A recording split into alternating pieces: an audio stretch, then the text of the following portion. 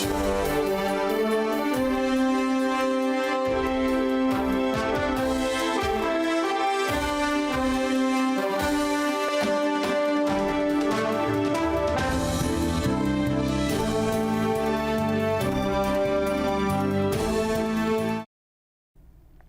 evening and welcome back to the Cut Network. I'm Jessica Herrera. And I'm Elizabeth Shibley. Thank you for joining us. Before we jump into this week's stories, let's discuss some news happening around the world. Colombia has become the latest Latin American country to partially decriminalize abortion. This marks a huge win for the feminist movement and reflects a shift in views across the region. The country's constitutional court ruled in favor of legalizing abortion up until 24 weeks of pregnancy. The United States women's national team and the U.S. Soccer Federation have reached a settlement for $24 million over an equal pay lawsuit. The players will receive a lump sum payment of $22 million. U.S. Soccer will also pay an additional $2 million into an account to benefit the U.S. women's national team players in their post-career goals and charitable efforts related to women's and girls' soccer. In other news, the government in Haiti has risen minimum wage by 54% due to protests from clothing workers. Employees said that the minimum wage should reflect the rising costs of living. Now, I hate to be the bearer of bad news, but a massive black bear named Hank the Tank, weighing just over 500 pounds, has been breaking into residents' homes near Lake Tahoe, destroying property in search of food. Authorities are on the lookout for Hank, hoping to find him soon to put a stop to the break-ins. Moving on to our local news, this week's episode ranges from local events and businesses to national entertainment news. And to start it off, who doesn't love Phoenix Farmers Market? Every Saturday, Phoenix has a farmers market with local artists and vendors. Cut reporter Zach Bradshaw has your farmers market coverage. I'm Zach Bradshaw here at the farmers market in downtown Phoenix, a staple of downtown culture. The downtown Phoenix Farmers Market meets every Saturday just north of the ASU campus. It's a place for local artists, food vendors, and shop owners to sell their goods directly to Phoenix locals.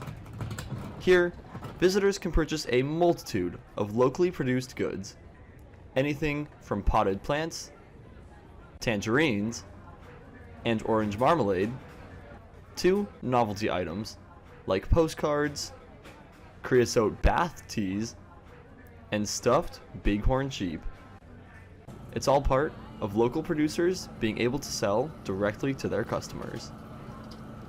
Local artist and vendor Andy Brown, aka Sleasure, says what keeps him coming back to the market.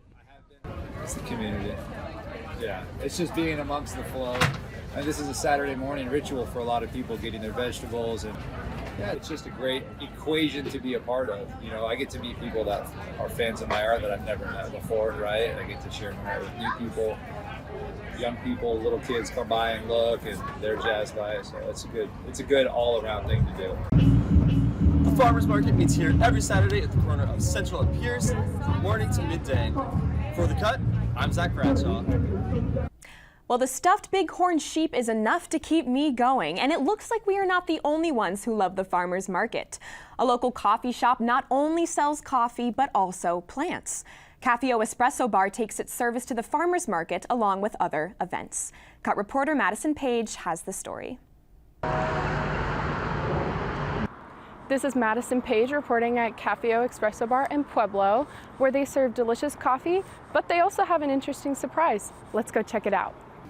When you first walk in, you'll see an assortment of plants, pottery, and specialty items like cat toys, books, and herbs.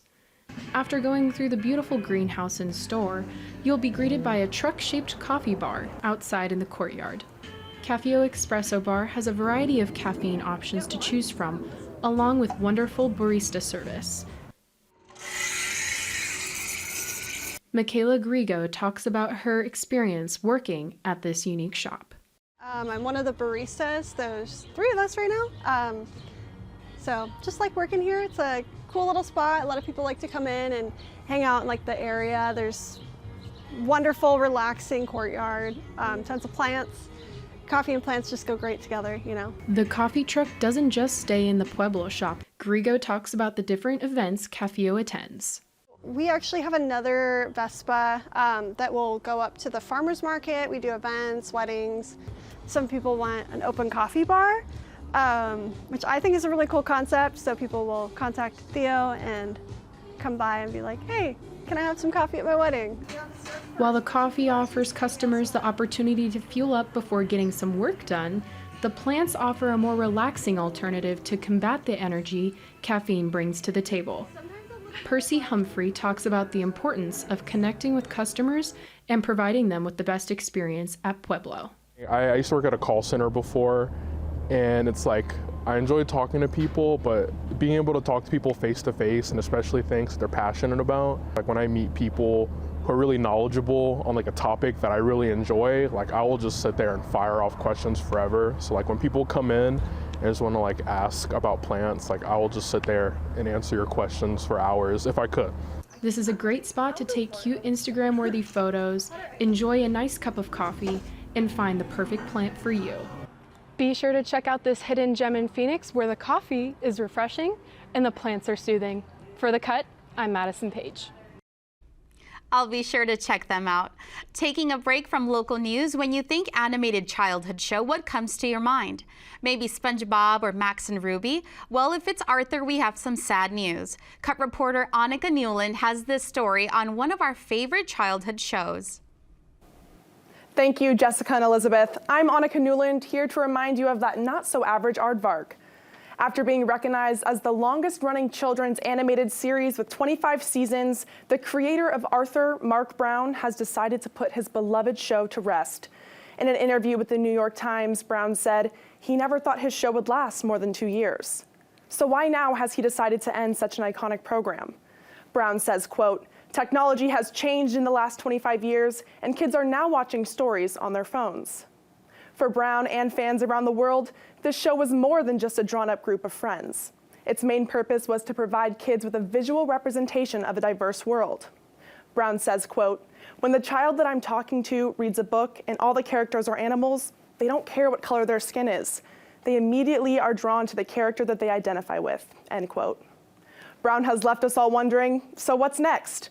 He now feels he has found the right people to launch an Arthur feature film, and he is working on another children's show that also features the power of friendship and problem solving. While the last episode of Arthur aired on Monday, I know for a fact this show has and always will touch the hearts of many, just as it did mine.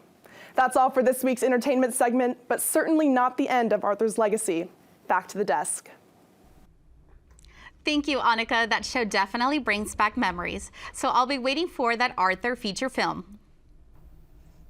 Moving back to the local side of things, let's wrap up the show with Family Fun Arizona's annual Pet Palooza event that happened on Saturday.